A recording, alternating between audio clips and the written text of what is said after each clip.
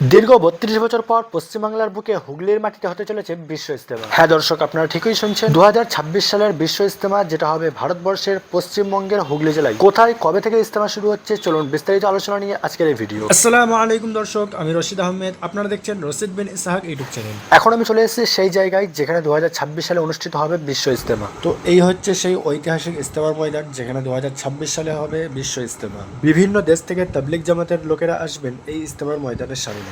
ইজতেমা কমিটির আনুমানিক ধারণা প্রায় ৮০ থেকে ৯০ লাখ মানুষের সমাগম হবে এই ইজতেমায়। ৭,০০০ বিঘা জমি নিয়ে অনুষ্ঠিত হবে এই ইজতেমার মতো প্রোগ্রাম। ৪ দিন বিশিষ্ট এই প্রোগ্রামটি হবে ২০২৬ সালের জানুয়ারি মাসের ২, ৩, ৪ এবং ৫ তারিখ। তো এই জায়গাটি হচ্ছে ভারতবর্ষের পশ্চিমবঙ্গের হুগলি জেলায় পুইনান দাঁতপুর থানা এলাকা। ইতিমধ্যেই দূর দূরান্ত থেকে মানুষ দলে দলে আসছেন এই ইজতেমার মতো প্রোগ্রামটিতে সফলভাবে করার জন্য। বর্তমানে এটা এখন ইজতেমার কার্যালয়, অফিস বা মসজিদ। এখানে প্রতি শুক্রবার হাজার হাজার মানুষ এসে জুম্মার নামাজ আদায় করছে। আজ ৩ অক্টোবর প্রায় ৫,০০০-এর বেশি মানুষ আজকের এই জুম্মার নামাজে শামিল হয়েছে। আগামী মাস থেকে ইজতেমার প্যান্ডেলের কাজ শুরু হবে এই ময়দানে। বিশ্ব ইজতেমা সম্পর্কে এলাকার মানুষ কি বলছেন, চলুন একবার শুনে নেওয়া যাক। দাঁতপুর থানা, এটা পুইনান, যেখানে ইজতেমা হচ্ছে পুইনান। আমার বাড়ি হারিট অঞ্চল, বেতাগ্রাম। এখানে জুম্মা পড়তে আসার উদ্দেশ্যটা কি? উদ্দেশ্যটা কিছু শিখবো বা কিছু শেখাবো। তো আপনাদের এলাকায় ইজতেমা হচ্ছে, এটা আপনারা কতটা খুব খুশি। সহযোগিতা করবেন মেহমানদের?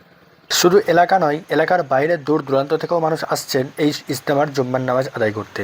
ভাই কোথা থেকে আসা হয়েছে? ডানকুনি। কি নাম ভাই আপনার? আমার নাম বোরহান আহমদ মোল্লা। কি উদ্দেশ্যে আসা এখানে আজকে এত দূর থেকে?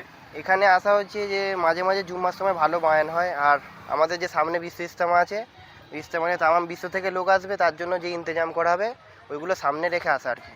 তো ইজতেমা আপনাদের এই হুগলি জেলায় হচ্ছে, আপনাদের হ্যাঁ। হুগলি জেলায়। হুম। তো কতটা খুশি আপনারা বিশ্ব ইজতেমা পেয়ে, এরকম একটা আল্লাহ তাআলা কবুল করেছেন? আল্লাহ তাআলা সত্যি বলতে খুশি বলে বোঝানো যাবে না। আল্লাহ সুবহানাহু ওয়া তাআলা যে আমাদের হুগলির মাটিকে কবুল করেছে, সেটা আমরা যদি আমরা সেটার কিমা চুকাতে পারবো না।